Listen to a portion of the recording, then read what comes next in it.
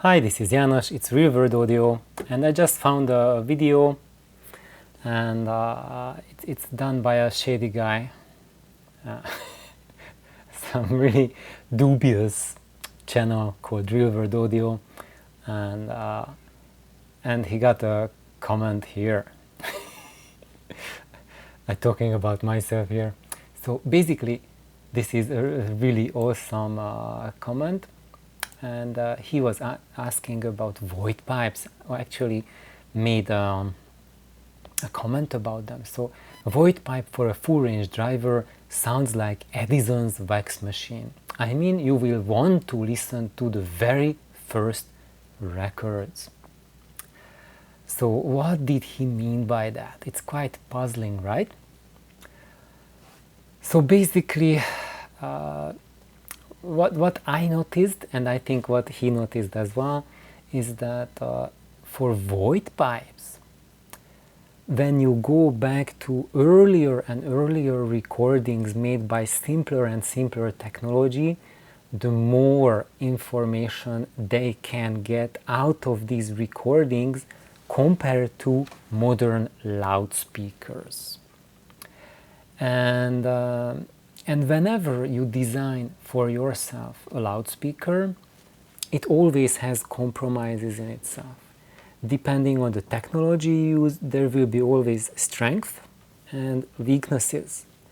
And there's no such technology that has only strength and no weaknesses, even though when you look online, you will find, I think, probably at least 1 million videos that tell you otherwise, that I built this speaker and it's perfect and everyone else is a caveman, or you should wake up, you are archaic and dumb, etc. So they are using egotistic language to express that the latest toy they built is perfect. And basically there are 1 million ego trips around stories like that, and what they are saying often is true, but only it applies to the person who wrote about it, when they live in their little fantasy world of perfection. And I have to add that I am no exception to that. In the past I have made videos about loudspeaker technologies that I found work best for me, but not for a second do I think that they are flawless in every aspect. I think the way music recording is done today and music playback technology available, there is no technology that can be perfect. And even if the playback technology was perfect, because the recording technology is flawed, there is no perfect recording and playback happening at the same time. So going back to loudspeaker design choices, each of them will have their respective strengths and weaknesses. And when you are very familiar, intimately familiar with a loudspeaker design, which means you spent decades building cabinets, tweaking, listening, and finding out more and more about them, that's when you can make the jump to minimize their weaknesses and maximize their strengths. And even in those cases, those minimized weaknesses, the effort you have to put into it to minimize the weaknesses will be vastly more than what you need to do with a respective technology where those are the strengths of the technology. So in that aspect you might catch up to a mid-level of those parameters which are present in those other technologies, but you will never excel over that technology in such a case as if you perfected that other technology with the equal amount of effort that you perfect your own. To say it in a clearer way, in the case of Voigt pipe with a full range driver, it means you have one driver that you are tasking with the entire bandwidth. you are going to have two limitations that the technology gives you. One limitation is the bandwidth, because one driver needs to do the entire bandwidth that is produced by the loudspeaker.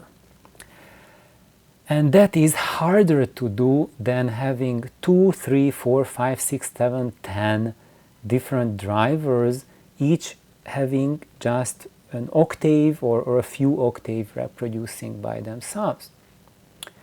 The second difficulty is that because you have a single driver, you are not allowed, you cannot reach as high sound pressure levels as if you had 2, 3, 4, or 5 drivers. So these are limitations of this design. And when you go to extremes, then you can cut down on these limitations. So for example, in the case of cube audio drivers, the designer team have gone to extremes to go around these flaws and to make the drivers extremely wide bandwidth compared to the average full range driver. And also they went to extreme length to be able to play louder than an equivalent full range driver of the same diameter. And they have, I think, done a fantastic job about it. And when you build a Voigt pipe with cube audio drivers, then you will be very much surprised, because they can play bass with authority that you never hear from a full range driver. And those people who are multi-driver enthusiasts and even subwoofer enthusiasts, they generally dislike Voigt pipes because they cannot get as deep bass and with that much quantity and presence as you can get when you, let's say, load your room with a subwoofer swarm, right? And of course, when you have a Voigt pipe, the bass will be presented in a very different way than what you get when you use subwoofers to supplement your main speakers. And there will be a weakness, and the weakness is that you cannot subjectively change the level of the deep bass compared to the main material, because it comes in one package and you are stuck with what the mastering engineer came up for your recordings. You cannot separately adjust the bass levels. You are getting whatever your mastering engineers did for you and whatever your room acoustics is doing for you.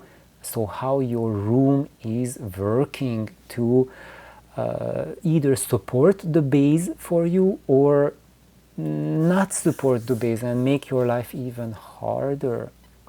However, it will have the strength that the bass is generated together with the main material, and there won't be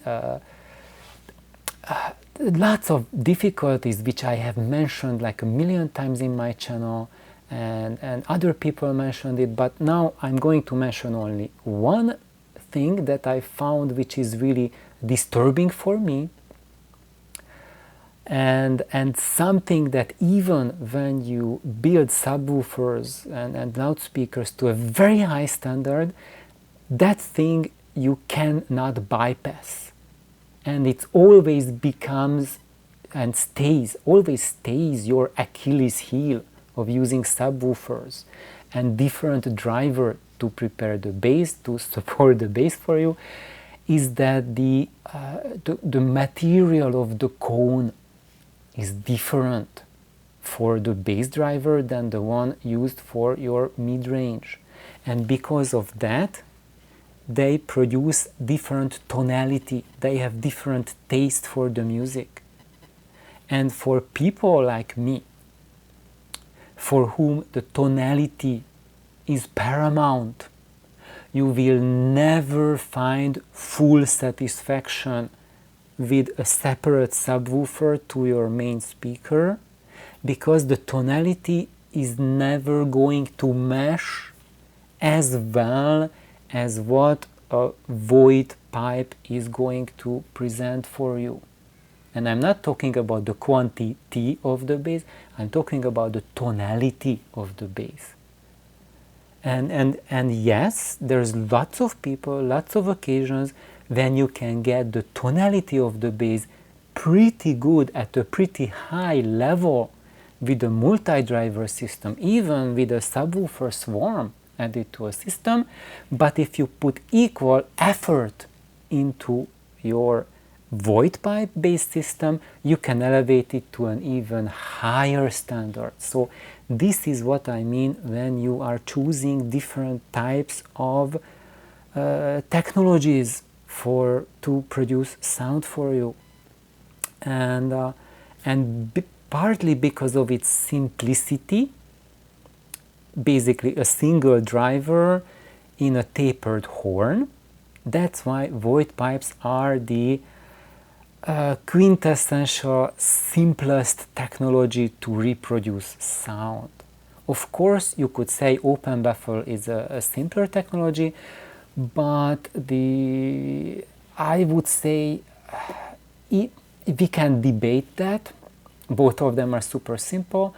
But for open baffles, you will usually need a separate driver for the bass, and you need to introduce EQ to get the level of the bass to work with your room, and then you can get like really far off the path from the simple solution. I'm not saying that open baffles, when you have multiple drivers and you level them properly, are not good. No, they are phenomenal. They are absolutely superb. But you have gone far with that solution from the simplest, most archaic solution, like what here he mentioned, like an Edison's fax machine, like talking about the most ancient technology that you can get. And the Voigt pipe cabinets, which were designed in the early 1930s by Paul Voigt, they are actually, to my knowledge, they were perhaps the first loudspeaker cabinets which were designed for sound to sonic properties, because they were cabinets done before that, but they were basically furniture cabinets, and they stuck the driver in a furniture cabinets, and they were because 100% for aesthetic reason, so that to provide a backdrop so you can put something in your room and to hold the driver there in place. They were not crafted for sonic properties, they were just crafted to make them beautiful, pretty, elegant, to fit in the decor of the 1910s, 1920s. You know, those early radios, really wonderful. But the Voigt pipe was the very first practical horn that was designed for home use. And it's as simple as it gets and as direct as it gets. So basically, the most direct way to implement the motion, the air motion generated by the driver, and how to support it to reach your ears with the highest efficiency, highest sensitivity, with the simplest technology. And because of this type of engineering, they are the most suited to reproduce music that was recorded with the most simple, most simplistic devices. And nowadays, if you have like an Edison wax cylinder, and I never heard an Edison wax cylinder played directly into a stereo system. You would have to come up with ingenious actually conversions, etc. But what happens really is that there are conversions. So when they play the Edison machine and then they just transfer it to a record. I have many LPs, long play records, which is just standard LPs, vinyl, which are Edison transfers and transfers from early recordings like 1908, 1910, 1920, 1925, eras like that. And then you just have those and you digitize them. It's on YouTube. You listen to it with your system using modern speakers. They sound god awful, like really unlistenable. And you think that that technology 110, 115 years ago was junk and crap, and who would want to, in his right mind, listen to that? And anyone who says any good about that is a certified lunatic. Now, when you listen to those transfers, or when I listen to them through the Voigt pipes, it's like, oh my God, what is happening here? What am I hearing? Because what I am hearing with them is the same impact it has on me as listening to my grandfather singing. Like when you hear a singer, an opera singer, standing next to you and singing. I think most people never had this experience in their life. Most audiophiles only heard singing from a recording. Those who are a little bit more music oriented also went to live concert, and then usually you just get to hear them through a PA system, which is sometimes better than what you have at home, but more often than not weaker than a good, well put together audio system in your home. That's still not getting you any closer to the musician, to how what singing is and what the impact of singing is. If you are more fortunate and you went to events where there's no PA system and the singer has to sing unamplified, now we are talking, because now you are getting much closer to the artist and the full range of expression that is coming from that artist. And that is the experience that the Voigt pipes can give back to you with spades. Like how I feel when I'm standing next to a singer who is a talented singer, and not like like a popular guys band or girls band with just kids, like 5 good-looking kids just or almost like doing karaoke together, and it sounds like 5 musically untrained kids just having a good time, which is fun. There's nothing wrong with that. But when you hear them live singing, it's like, okay, I had a good time, party, but it's nothing else. But when you have like an opera singer, if there's one in your family, just go and be there when they are practicing in the living room, and stand there, experience what it is, and the impact, the emotional impact will be just like a tornado, like what is happening here? This is just beyond imagination. And that's the feeling that the Voigt pipes will give back to you from these early recordings. And when you get the modern recordings, where you have a current generation singing, who most of the popular music, it's popular because it's not done by singers who can really sing, who have a control over their vocal organs. They are more like a karaoke lover who is probably good looking, has good ideas, but they do not have an organ to produce sound that shakes the universe. And they are using record tricks in the mastering room, you know, adding plugins.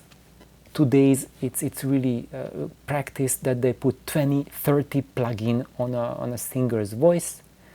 Actually, we are lucky if that happens and we are not getting AI generated singing instead.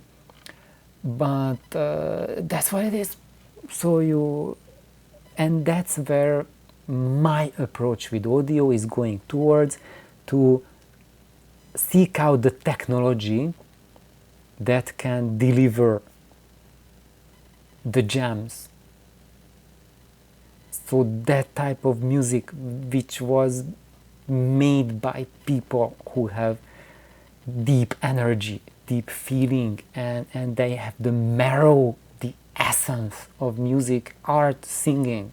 So when there's heart and soul on the recording, then the technology that I'm talking about and that I'm advocating is the one that can dig into it so deep that I had no idea when I started going into stereo that it is possible to dig out such deep, dig out to the depth of the musical expression, and it's possible. And that's what these primitive loudspeakers are doing. And now I'm coming to the second part of the question, that what is the problem to make the cabinet 2 times wider and turn the horn around? Is it the wrong size? No, it's not the wrong size. The problem with it is that when you are making the Voigt pipe, so let's go back to the basic. I'm going to draw a little bit. So let's just imagine that here is our Voigt pipe. Well, I cannot draw a straight line anyway. So there we go. So imagine that's your Voigt pipe. So basically what happens here is that you have the cone right there, and the cone is moving back and forth. So basically it's creating it, here that's the pipe, and as I'm holding the pencil, this is the air column. Where you go? There you go. So the air column starts to move up and down as the cone makes the movements. So the cone starts to make the air move behind the cone. Now, if we are making the cabinet much wider, then the air motion that the driver makes is very different. Because what happens here in this case, in the case of the Voigt pipe, is that the motion of the cone will move the entire width of the, it's really hard to show because whatever I'm moving my hand, it goes the other direction on the screen. So it's not, and I cannot see what I'm showing. So anyway, so when you have a Voigt pipe and you have a driver that's the same width as the air column, it moves the entire width of the air column when the driver moves back and forth. Entire width. And when your baffle is much wider, then as the driver moves back and forth, it doesn't move the column. But as it moves back, then the pressure spreads every direction at the same time, and it has to spread out to the side. And after it's spread to the side, then it starts to expand up and down. So you are not getting this up and down motion for the air. You are losing a lot of the efficiency. And Voigt pipes are efficient when you get to move as much of the width of the air as possible. You have to make the column of air move. And when you cannot do that because the baffle is much wider than the driver, then the effect, the Voigt pipe effect, is compromised. And that will be obvious in the bass. So I'm not saying that you won't get enough quantity of the bass. You might even get more quantity of the bass because you have more cabinet volume, you have bigger lungs for your driver, basically for your speaker cabinet, but the timing won't be as good, and the emotional impact will be a lot diminished. The immediacy, the liveness, the freshness, the imaging will be greatly diminished compared to a narrow Voigt pipe where the entire column moves together as one unit. And when we fold the pipe, so it doesn't look like these guys anymore, but from the front it looks more like this there, because when you fold it you will get a box, but within the box you will have the slant, the inner baffle that's dividing the pipe. In this case, when you do that, then you can actually make the pipe much longer than the total height of your cabinet. But there the problem is that because you introduce a bend, because of that bend you create turbulence with the air. Whenever the air goes through that bend, creates it, there is turbulence, there's unevenness around the corners. And even if you do tricks to make it smooth and round it down, and but even then, because of the bend, because the air pressure has to take 180 degrees turn, you are losing efficiency. So that's, and it's going to come out partially as a noticeable decrease in the mid-range when we have a Voigt pipe turning back. So a folded pipe versus non-folded pipe, if you have a straight pipe, mid-range is much clearer. Folded pipe, you have better, more, not better, just higher quantity, more bass, but the clarity will be compromised to a straight, compared to a straight pipe. So I think that's about it, and the room size is not going to affect the difference between a straight pipe or a folded pipe, narrow versus wide. It's not really impacted by the room.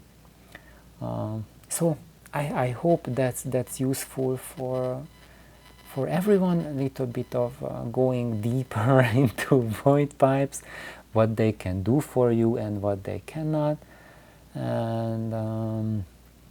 and of course, actually, surprise, I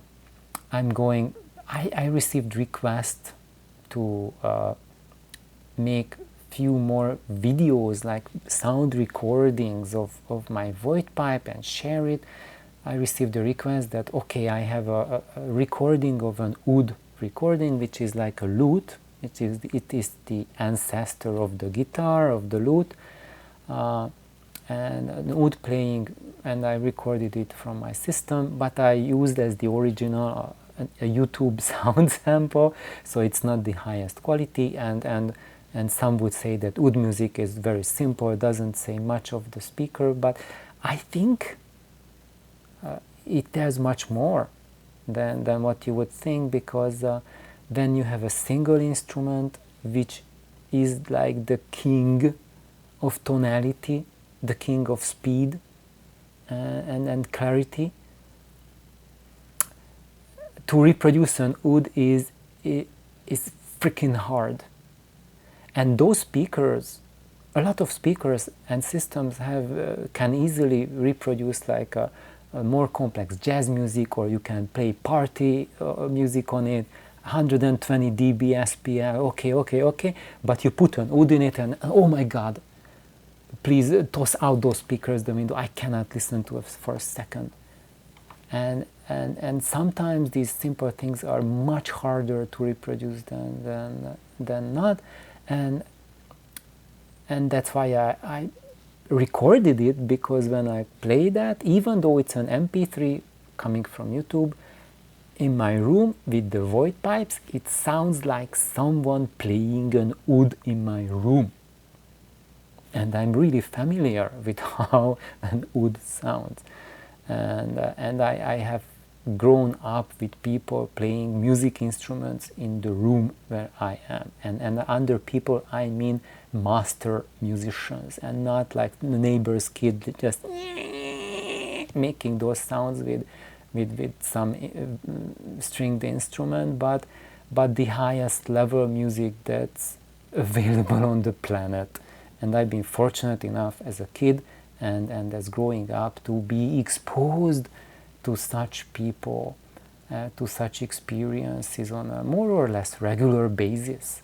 And for me, that's my level of reference. So that's where I'm comparing my equipment, and that's where I'm growing towards. And my reference is not some sort of, oh, does this recording sound good in it? Like, does it sound like exactly like another audiophile system?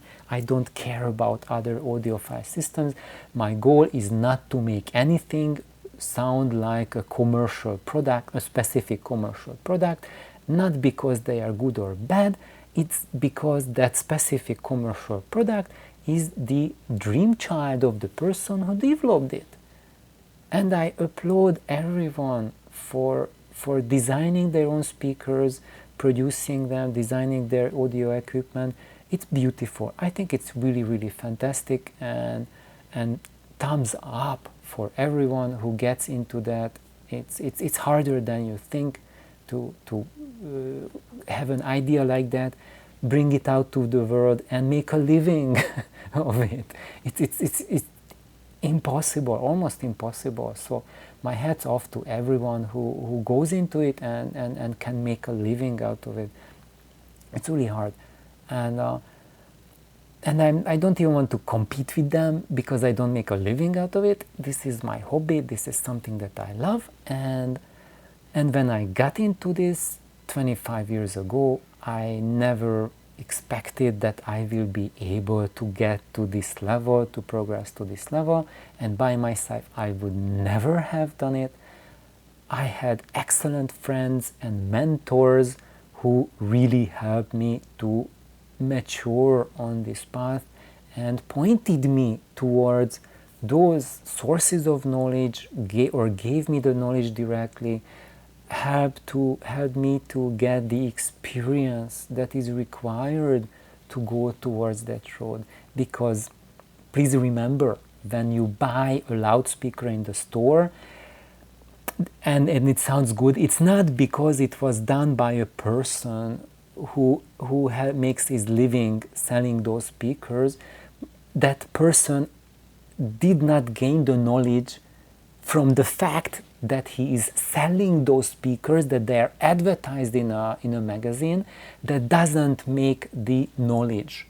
That person who is making the company, who is the brain behind it, he had to go through the same route everyone goes when we want to build a loudspeaker for ourselves, to put the knowledge together. And when you see something in the stores and it sounds great, that's the proof for the fact that when you put your mind to it and you are dedicated, you can create something that works fantastic. But it doesn't mean that works fantastic is only limited to stuff that you can buy pre-made in the store. No, you can buy the ingredients like drivers, cabinet material, put it together, and you can make it for yourself as well. So I really hope that this serves as a little bit of encouragement, and my long-winded story was about that I'm just going to bring up my CD player to the Voigt pipe system, so that I can play some more complex music with the Voigt pipe, and show you guys that with the Cube Audio based Voigt pipes, they can handle complexity and music that requires certain kind of sound pressure level to be enjoyable. And I will make those recordings. I have a new voice recorder, and not just voice recorder, a new recorder that's much better than this basic little Tascam that I'm using currently. This is recording the sound right now, and I will be using a much better unit that I never used before for the channel, and it will record at a level much better than what I recorded my previous sound samples with. And I really hope that I can get into doing these recordings early next week, so probably I can share them mid next week, end of next week, if all goes well and life doesn't treat me with all sorts of last minute emergencies as usually things are. So thank you for listening, have an amazing day, and bye bye.